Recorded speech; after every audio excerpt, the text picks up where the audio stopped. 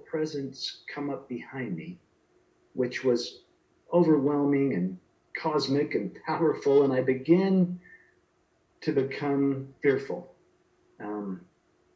I had all that guilt, that 5 seconds thing we talked about. It's like, wow, my little boy's here because I crashed the car. My little boy's life was cut short because I lost control, and I felt this presence coming. And in my upbringing, I thought, that's God, and I'm in trouble.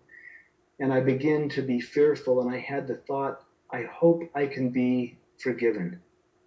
And as soon as I had that thought, I felt this divine presence, this being, and this was almost physical too. Those divine arms wrapped around me and my son as I held him. And just pure knowledge flowed in. And it was communicated, there's nothing to forgive. Everything's in divine order. And I began to see my life, and I began to question it, thinking, oh, that was a mistake.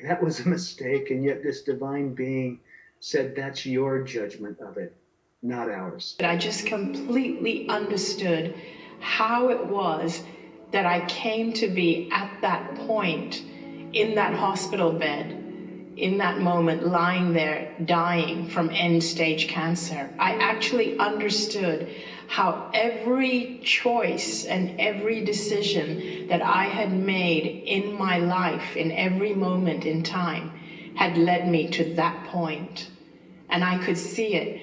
And in that awakening, I felt as though that my father said to me, now that you know this truth, you need to go back and live fearlessly. And I understood that now that I understood this, if I went back, my body would heal. And the life review is remarkable for two main facts. One is that these are not just a vague sepia-tinted remembering of various events, but they're an actual reliving of events in our lives. And interestingly, we don't experience it so much from our perspective as from the emotional perspective of those around us who were influenced by our actions and even our thoughts. That's a really crucial thing to get about life reviews, because it's showing us that we relive the event. And part of that is the ability to learn and transform from that reliving. And the reliving, of course, involves dissolution of this apparent boundary of self that we normally live through, in this world, in these bodies. Then I suddenly went from all the frantics of the doctors all frantically running around trying to save me, and these voices flying over my head, and the lights screaming in my eyes. I suddenly went from all that drama to a really beautiful, calm sort of place. And it was like felt like a lovely, warm room that I was in. And it's quite dark, it's very darkened. And I thought, wow, this is great. Where am I? And I remember just lying there. And I saw these lovely orbs, colours, that were kind of like slowly pulsating all around me. And that calmed me straight away. And I'd gone from all this massive adrenaline high to, not high, but rush, I should say, to a complete calmness. And I looked around to see where I was. I figured right away that I was dead. I thought that I passed on to the next stage. So you actually thought that right there? You're like, I'm dead. Yeah. Well, I kind of figured, because I knew that I was, I was in a bad way, and so I figured this must be it. I passed on, and I had no sense of like fear or like, wow, no, I don't want to die. It was more, I didn't resist it, is what I'm saying. Mm-hmm. I accepted it because it just felt so beautiful, and I just looked around me to see what death was like, what in this place that I'd now moved on to, and I realised I was. Instead of lying on the old hospital trolley that I was on, I was looked down. I was laid on a huge slate rock. It was like a medieval altar, if you like. And as I lay out on this piece of rock, I noticed that I was no longer clothed, but I felt completely comfortable. And I just lay back down, and I thought, what about my wounds?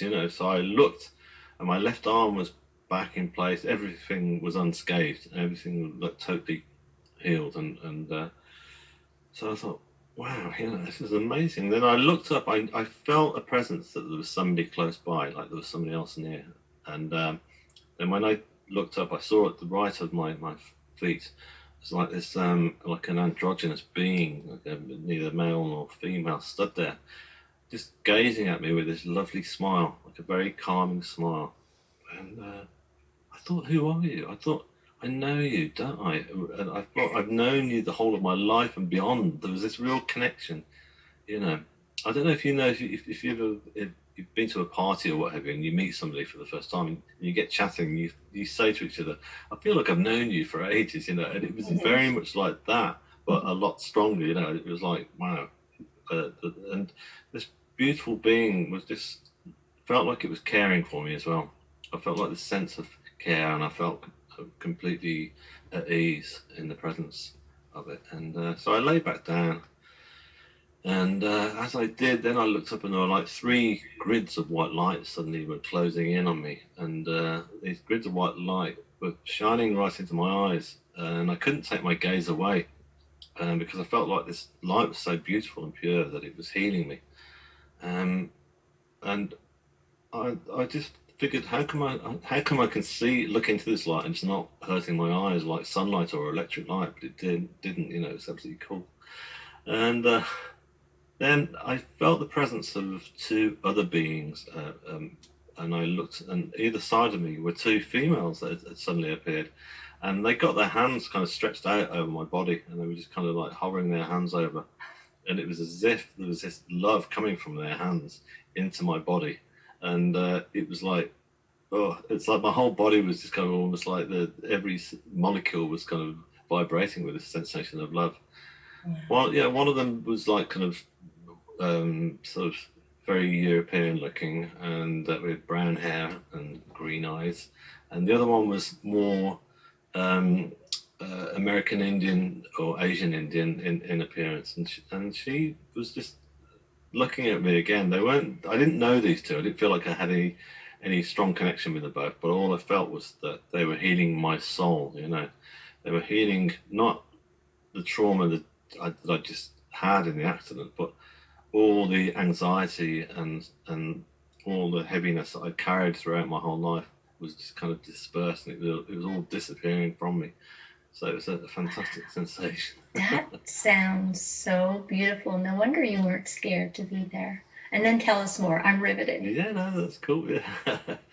And so I knew at that point that what they were doing, I felt they were preparing me for something. I thought, where am I going next? I felt like I was being prepared, you know, and like I was being cleansed and throughout my soul. And then I suddenly thought about my family, because my family had arrived in the hospital at that point, just as I had left my body, and they were around me, and I thought they were distressed enough as it was, because I just had this awful accident. And then I looked down to see if I could see them. I thought that they're going to be stood around my dead body. Oh. Yeah, so I know, but they weren't. I couldn't see them at all. You know, when I looked, what I did see was this most beautiful sight. It was like a huge waterfall of stars. It was like an arc of stars. Almost, when I say an arc, it was like looking at Niagara Falls. You know, it was just huge and vast, and then the stars were just cascading over the edge and falling down. And as I looked down, I looked and I could see they were dropping down into other galaxies, and then even further beyond into infinity, basically. And it's beautiful colours. There was like all these oranges and greens again, but they were really bright, and as these stars and shooting stars were falling through the middle. So it was really remarkable. And I thought, actually, you know what? I'm not in a small darkened room at all. I'm in the universe itself. And that must have been mind blowing. No, it totally was. You know, it was like what you just said there. That's a perfect expression. It felt mind blowing, because I was just going, wow, this is incredible. You know, and I was just going, I'm loving this. This is remarkable. If this is the other side, then brilliant. You know, in fact, I thought to myself that me of old would have been really anxious and feeling guilty, and about my family. You know, that they would have been distressed. But I thought to myself, do you know what? they're going to be cool. I'm going to see them soon. They're going to be up here. If I don't see them up here, they're going to be enjoying what I'm. So then I'm like, wait, oh my gosh, I have to go. I just knew it was God for some reason. I'm like, oh my God, wait, I'm not ready yet. I'm not perfect. Let me go back to Earth really fast. Let me go get perfect, and then I'll be back.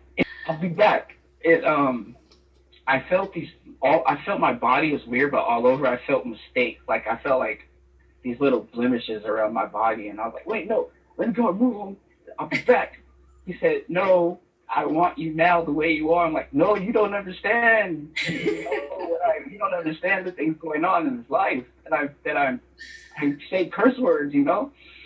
And like, no, I love you. And I remember like the first thing that the first thing that it introduced himself to me, and it said, let me reintroduce myself to you. I am God. Yes, I am real. Yes, angels are real. They're a gift from me. Want to meet them? And I said, no. Before this, I didn't even believe angels existed. I never believed they existed, even going to church. So all these questions I had were for some reason instantly answered. Like question by question. That's exactly how they're answered. I am God. Yes, I'm real. Yes, angels are real. I'm like, okay. So after I said no, I see this projection screen of like this girl walking. And he says, I love her. And there's another one of like some guy with a skateboard. He's like, I love him. And there's another one with this guy with a briefcase. Yeah, briefcase. It's like, okay, I love him too. And then I just seen this guy with his hand around his kid's neck like that, like dragging him. And then he's like, I don't like that. That was it. And so then I seen all these words in the air in capital letters. So one of the words was saying loving, one said caring, and then one said long suffering and exclamation points. And I was like, whoa, this is deep. So after this, he says, I love you. And I'm like, well, wait, if I'm supposed to go back to Earth, what am I supposed to tell everybody? And then he says, go and tell everyone that I love them. So I'm like, what? I'm like, so how am I supposed to describe you? And I didn't see him. I want to clarify that I did not see him. I felt him get on a knee and give me the tightest hug. And I felt the arms around me and everything. And then when the arms let go, I did not want the arms to let go. So I said, okay. So for some reason I was sort of relieved, but I was still shooken. But then, boom, next thing you know, I'm literally in midair with a bunch of angels everywhere. And some of my interviews, I kind of leave out the fact that I remember I seen all these Bibles and crosses just thrown around everywhere because of stuff that I was thinking as a kid. I was so used to that Bible, and I'm thinking, oh man, I'm going to hell. So I seen all these angels around, and I knew they were angels, but there were two in particular that I just recognized, and these were my guardian angels. Nice. So I remember the one on my left side. That's the very first one I seen, and I was like, whoa! There was so much light. It was bright. I couldn't really see its full face, but it was kind of shaped like a beetle. Well, I'm gonna say him because they're both guys, and so this one had like really wide wings, and he's probably like 9 feet or something like that. And I look, and he says, "Are you sure you want to go?" Like in a stern voice, and I'm like that's how I can hear it. Like, "Are you sure you want to go?"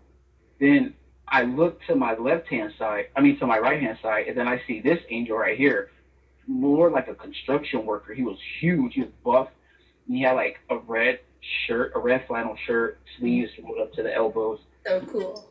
Blue jeans and sandals. And so I remember just wanting to go to the gym as soon as I looked at him. And I'm like, whoa. Oh my gosh. Yeah.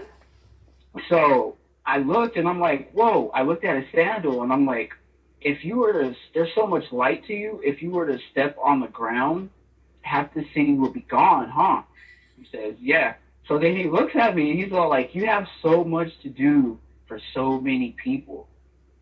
And I'm like, wait, me? And while they're both talking to me, I have one like escorting me on each side. So one has his arm around me, the other one has their arm around me. And they're telling me it's okay, don't be scared. Because I was scared as heck. I was scared. That's all I'm What going were to you say. scared of? Because, like I said, I thought that I was going to burn in hell. Like, they're going to kill me.